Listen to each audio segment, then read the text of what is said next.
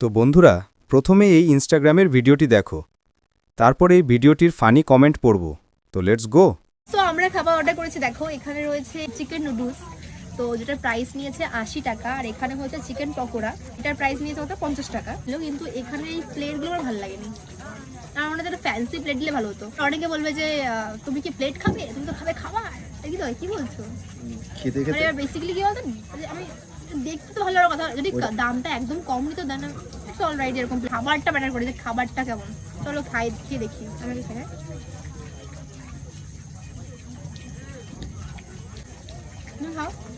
Test পাচ্ছ না? মানে এখানে লাইটিং সব খুব ভালো, কিন্তু খাবারের তো চলিए शुरू करते हैं। আসলে ওরা তোমাদের চেনে, তাই তোমরা যেমন তাই তোমাদের প্লেটও তেমন দিয়েছে।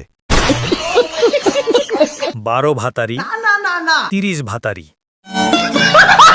হৃদয়ের খিদে পেয়েছে, ওকে খেতে দে। হৃদয় এখন টোটো চালায় না।